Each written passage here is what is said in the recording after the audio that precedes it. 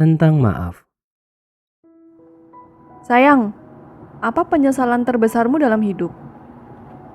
Tanya Madu kepada Dika yang terlihat mulai mengantuk.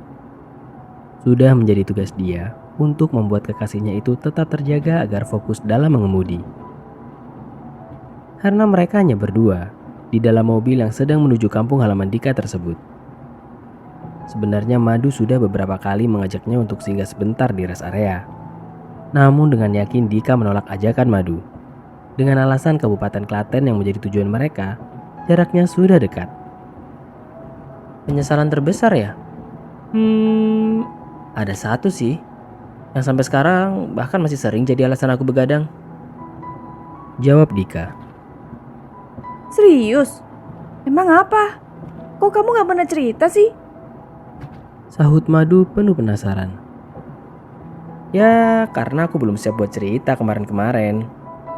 Penyesalannya gede banget, sampai bikin aku malu buat cerita ke kamu.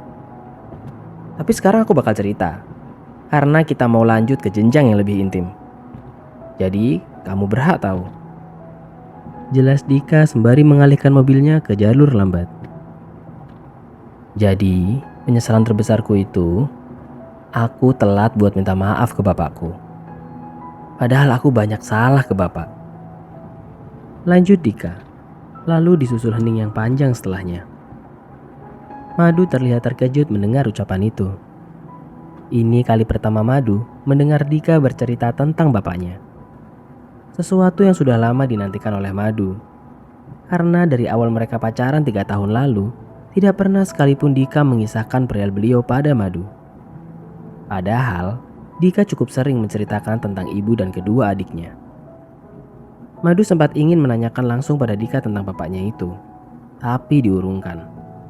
Karena Madu merasa Dika yang selalu antusias menceritakan keluarganya pasti punya alasan yang sangat kuat dan mendalam untuk melakukan itu. Apa itu juga jadi alasan kamu buat gak pernah cerita apapun tentang bapakmu ke aku? Tanya Madu memastikan. Iya benar. Karena setiap nyebut bapak, aku langsung ingat beliau. Terus jadi kepikiran tentang hal yang tadi aku bilang jadi penyesalan terbesarku. Jawab Dika. Terlihat ada setetes air mata yang ditahan setengah mati di ujung matanya. Melihat hal itu, Madu langsung sigap mengelus pundak Dika untuk menenangkan. Maaf ya sayang, kamu jadi harus cerita sesuatu yang gak pengen kamu ceritain gara-gara pertanyaanku. Ucap Madu. Bukan salahmu kok. Aku justru terima kasih karena kamu udah buka momennya. Cerita atau tidak kan kuasa aku. Oh kamu juga gak maksa aku. Kata Dika berbalik menenangkan Madu. Tapi sayang, bukannya kamu masih bisa ya kalau mau minta maaf? Lanjut Madu. Kalau cuma minta maaf sih, aku selalu minta. Minimal setahun sekali. Dika menjeda kalimatnya untuk mengambil nafas panjang.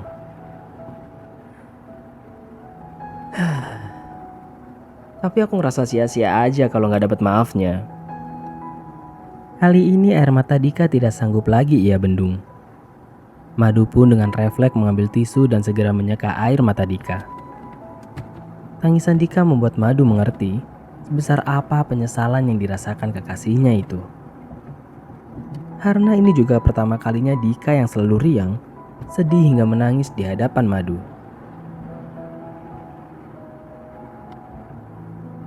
Setelah dirasa Dika sudah lebih tenang, Madu membuka kembali obrolan. Ini nanti kita langsung ke tempat bapak kamu ya. Kita minta maaf berdua. Diterima atau tidaknya, itu di luar kuasa kita. Yang penting, kita sudah melakukannya dengan tulus dan sungguh-sungguh. Ucapan Madu dibalas anggukan oleh Dika. Kurang lebih setengah jam dari dialog haru tadi, akhirnya sampailah mereka di tempat tujuan. Saat Dika baru menurunkan satu kakinya dari mobil, tiba-tiba ada seorang laki-laki paruh baya menghampirinya. Beliau terlihat rapi mengenakan kaos yang dimasukkan ke celana pendeknya. Ketika sudah berada di dekat Dika, Bapak itu langsung berteriak dengan riangnya. Wah, Dika pulang kampung. Ayo main ke rumahku. Aku punya mainan baru loh.